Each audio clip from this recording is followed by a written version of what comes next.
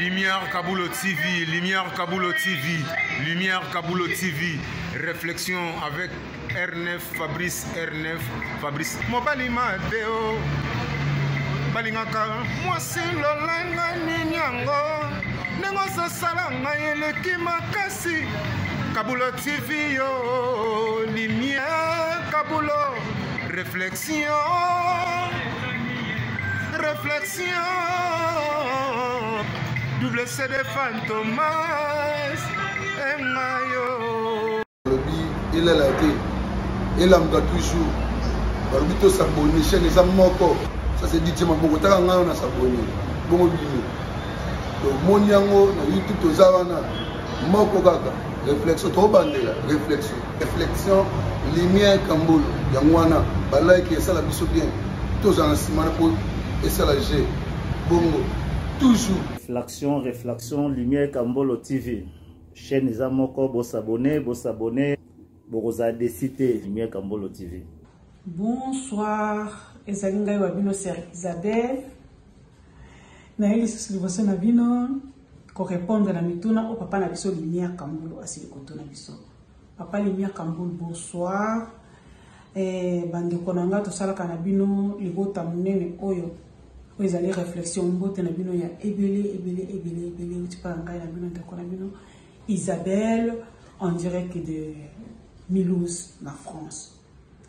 Sans oublier les spéciales bien alba toujours abonner na biso vraiment na linga bino mingi soki biso tozali po bino bozali soki bino bozali biso beto bozala kate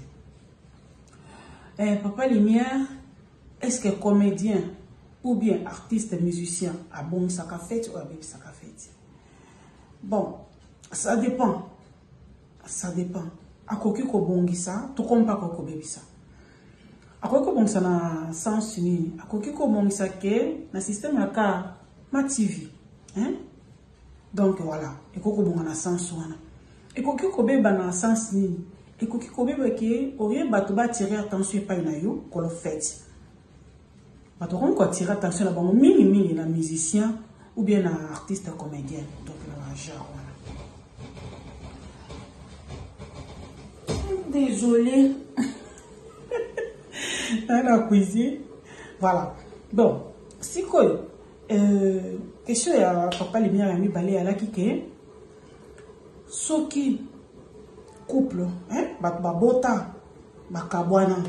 Et ça que partenaire naya koufi ex-partenaire pardon a koufi déjà au sala engagement sous ça diana mutus est-ce que ça la kamabe ou bien c'est important que nous coller là ninga wana mais bien sûr que oui c'est important et ça est important déjà bana kati et si ka bana kati ezali en relation avec koufakate na sens que tokokuta naka na occasion ya bana ou bien tokobando solo là pour na bana donc voilà mais à part pour na bana on dit papa Lumière ezaka ka moi passe lelo hein ezaka moi passe nzoka za na ma bpt et non ma bt bozalaki et boskuso bozalaki moninga kufi yo kete ou bien partenaire na yo ya sika des fois zalaka na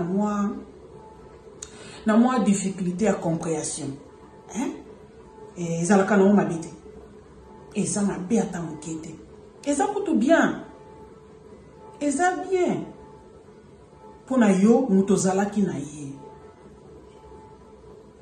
to kabala to comme binemita et ça bien pour na bana et ça bien pour na bon moto. Et à la bien. Bobota te bon ce qui déjà vous passe qui la liaison est à libala vous mettez à la très bien ce qui vous passe qui la liaison à libala te mais bobota qui vous mettez à la important on est à la qui ngai wabino à la prochaine.